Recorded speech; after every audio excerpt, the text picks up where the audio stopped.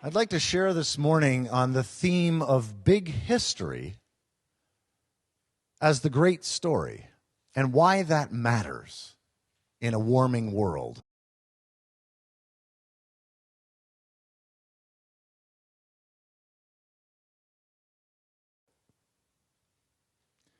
First of all, big history is the academic discipline that term has been in use now for about 25 years. It's basically the history of everyone and everything. It's physical evolution, biological evolution, and cultural evolution as our first and only globally produced evidence-based creation story. It's our modern-day Genesis. And the reason that creation stories matter is because every culture's creation story gives them a sense of who they are, where they are in time and space, how they got there, and what it means to move forward in some kind of a healthy capacity, some kind of a healthy way.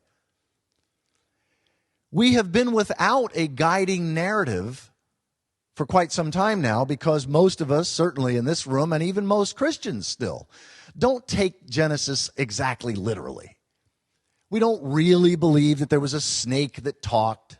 We don't really believe that the world was created in 6 days. And yet, so many of the liturgical traditions go through the motions as if this is truly still our sacred story. It's not. And if we think it is, we're in deep trouble. Because it's the story that science, that evidence gives us, that, as that quote from Brian Swim, allows us to hold all the other creation stories and creation myths in a way that allows us to cherish the role that they played, but also to not do so in a way that blinds us to the challenges of our time and to what we know evidentially is the case about who we are, where we're going, and how we fit in. So I have 3 points that I want to make this morning. The first is that we are a lot older, bigger, more related, and less central than we've been led to believe. And I'll use as my sort of prop here my cosmic rosary. I grew up Catholic. You can't get the Catholic out of me. I got my cosmic. So I've got 270 of the major transformational moments in the history of the universe represented in beads. Each bead signifies some significant event in big history, in the universe story, or what Edward O. Wilson called it the evolutionary epic. He said it's the greatest myth we will ever have. And so we get our sense of self because we now know that we are as large as the universe. The universe has been unfolding and expanding for some 13.8 billion years, and we're not separate from that process. We are that process, become conscious of itself. The universe as a whole has gone from simple atoms to more complex atoms, to molecules, to more complex molecules, to creatures, to more complex creatures, and then societies and more complex societies. And we are that process becoming aware of itself. The universe has been unfolding and expanding, and then in this solar system, the universe became complex enough that it could begin to contemplate its own nature. We are nature uncovering its own nature. We're the universe becoming aware of itself, literally. The physicist I quoted earlier, Brian Swim, has 2 quotes that just sort of help people get it. He says, 4 billion years ago, the earth was molten rock, and now it sings opera. Earth was once molten rock, and now it sings opera. Right? And nobody put anything here. Right? When the Bible, like Genesis 2:7, speaks of God forming us from the dust of the ground and breathing into us the breath of life, that's a personification. It's a mythic way of describing the fact that we grow out of the planet in the same way that apples grow out of an apple tree. We're organically related to the whole.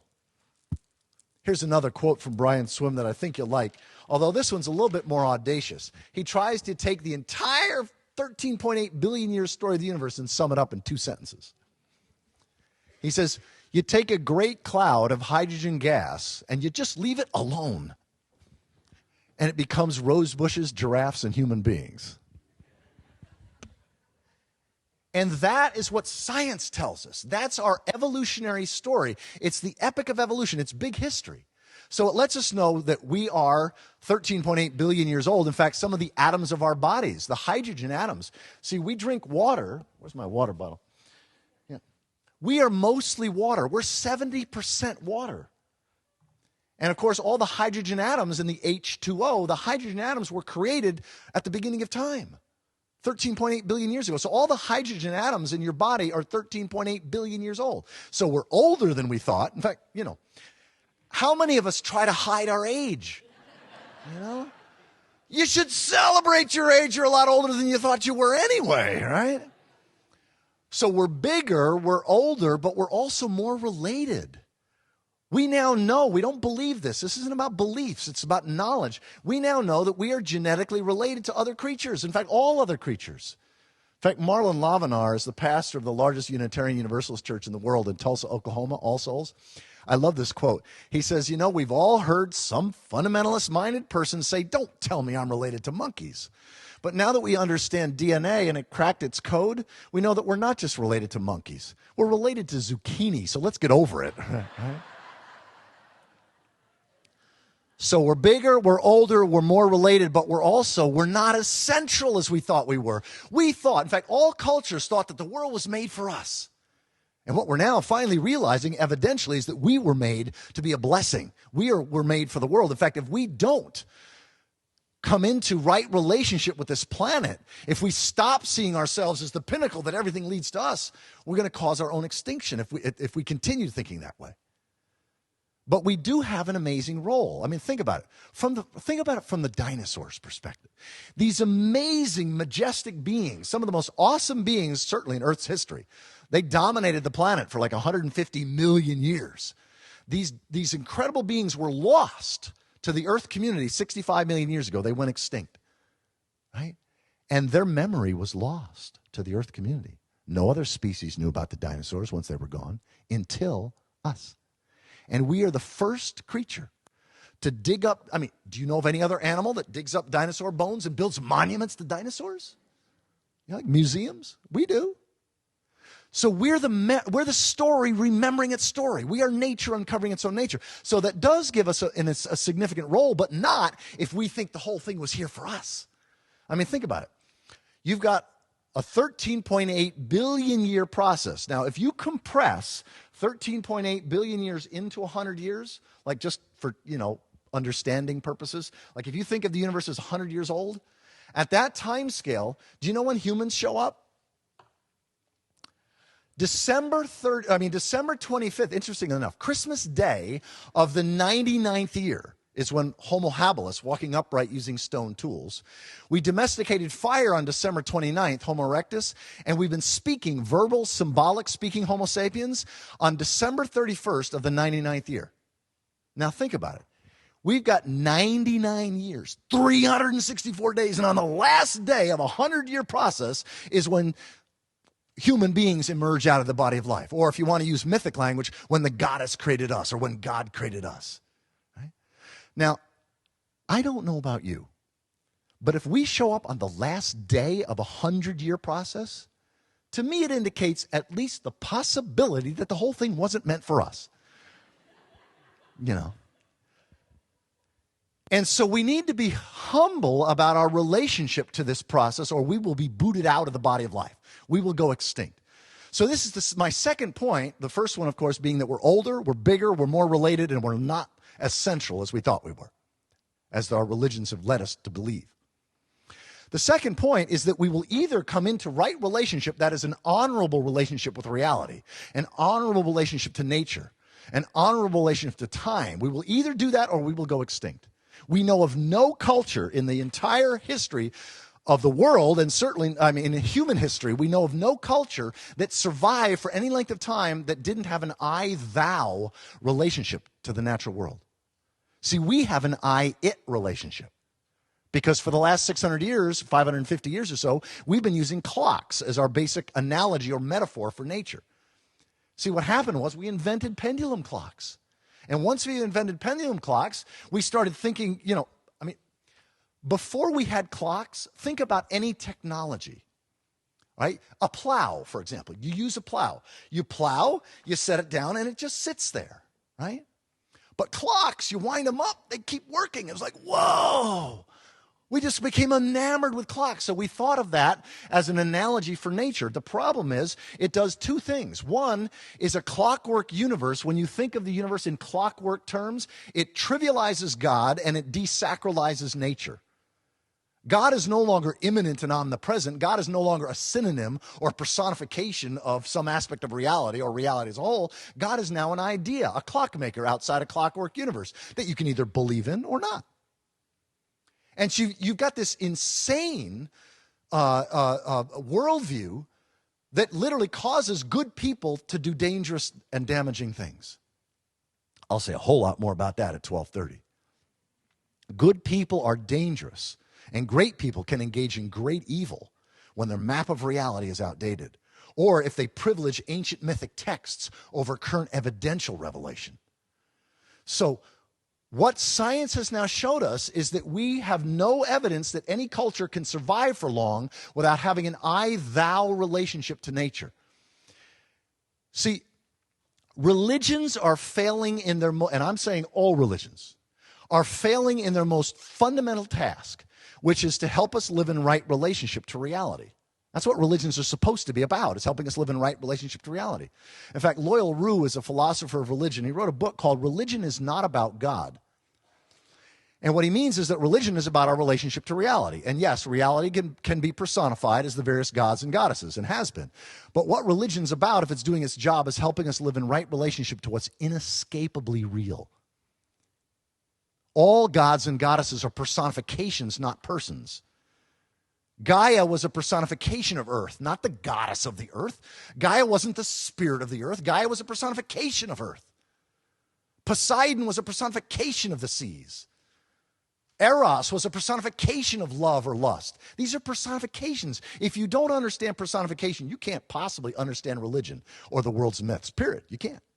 It's the most important scientific discovery about religion in the last 100 years is personification. That is, our brains inherently are relational. We personify. Now, fortunately, there's some people that are starting to get this in spades, even in Hollywood.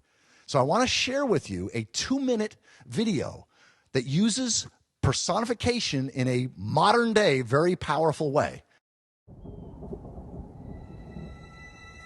Some call me nature.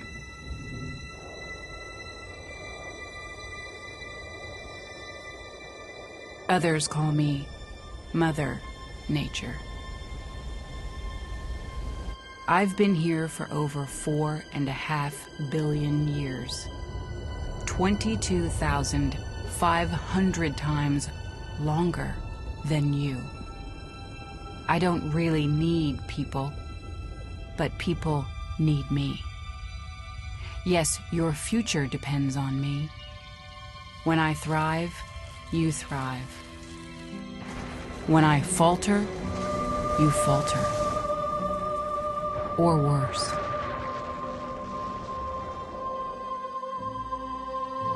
But I've been here for eons.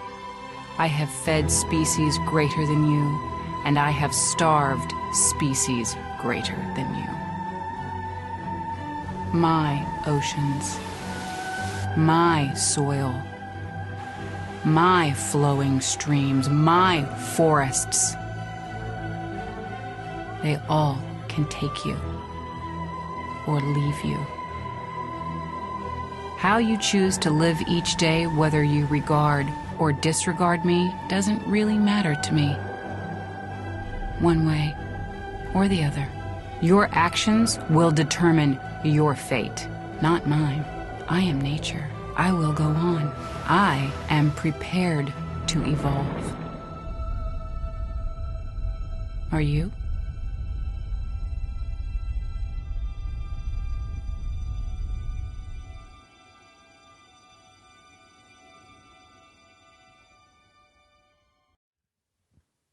There have been about 6 of those that have been made now. If you just put natureisspeaking.com, you'll see.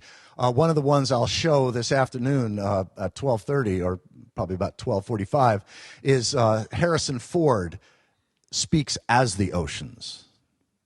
Talk about Poseidon. At any rate, my point being that what is vital for us to move into a healthy future is relating to nature in a respectful, honorable way. See, I mentioned all gods and goddesses personifications, but the personifications of some aspect of our inner nature or our outer nature. But as long as we think of God in trivial, impotent, inconsequential ways as a supreme landlord, for example, who resides off the planet and outside the universe, who blesses some and smites others, who's for this football team but not that football team, I know I'm in trouble here, I'm sure,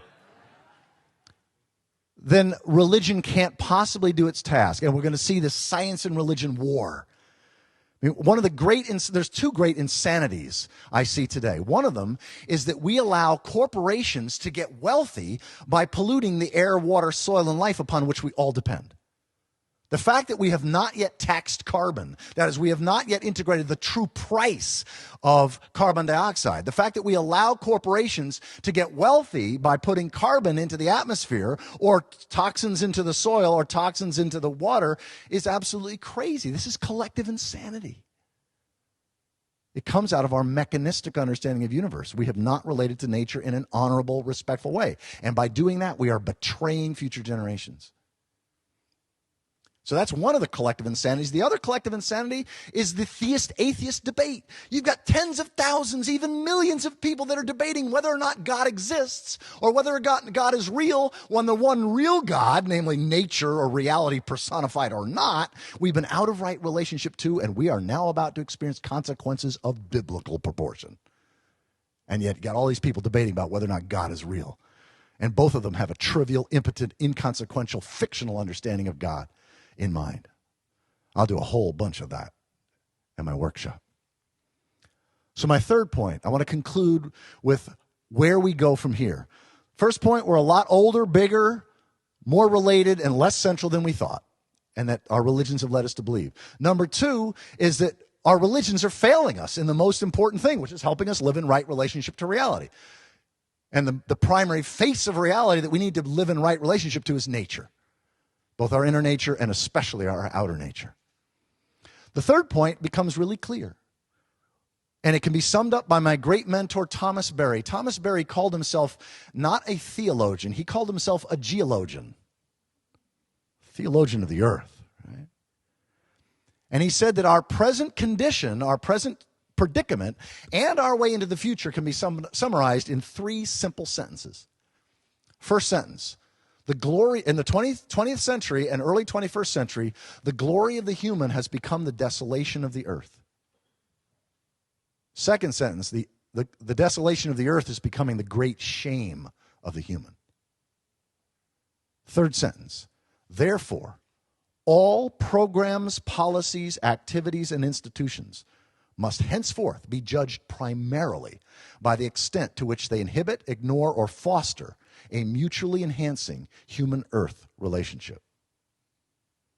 In other words, given the fact that, yes, things have been getting better and better for many humans, longer lives, greater comfort, greater wealth, greater ease in many cases, it's happened at the expense of the natural world, because you can't have a growing gross domestic product or gross national product and a decreasing gross earth product. It's suicidally unsustainable. So yes, the glory of the human has become the desolation of the earth. The desolation of the earth is becoming the great shame of the human.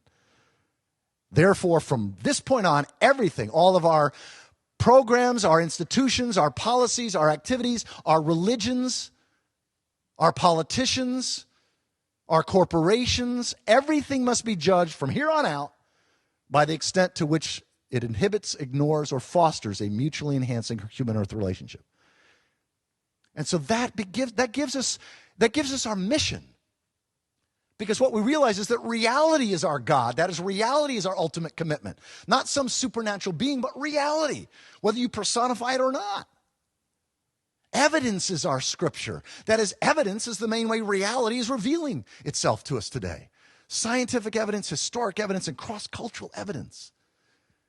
Big history is our creation story. This is our epic. This is the story that lets us know who we are, where we are, how everything fits in, and how we can move forward. Ecology is our theology. Ecology, after all, is the science of living in right relationship to both time and to nature. So when we move forward with this understanding, there's a hope that comes not from some pie in the sky hope, but comes from the hope that I can speak, for example, about climate change. And again, I'll go into a lot more of this at 12:30 and beyond. But I can say the good news about climate change in 5 words. We can see it coming.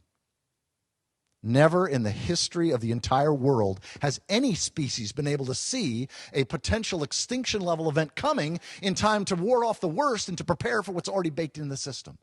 That's really good news. So we're older, larger, more related, and a lot less central than we thought we were. Religions are failing in their fundamental task. They need to repent. Religions now need to help us come into right relationship with nature, which of course all the indigenous cosmologies did. How did they do so? Simply by having an I-thou relationship to nature. And then finally, our way into the future is clear. Everything needs to be done from this point on with the thought, does this contribute to a mutually enhancing human-earth relationship? Does it ignore a mutually enhancing human-earth relationship? Or does it hinder a mutually enhancing human-earth relationship? Everything must be judged by that. I'd like to close with my favorite one-line piece of scripture from Carl Sagan. Science is at least in part informed worship. Science is at least in part informed worship. Thank you.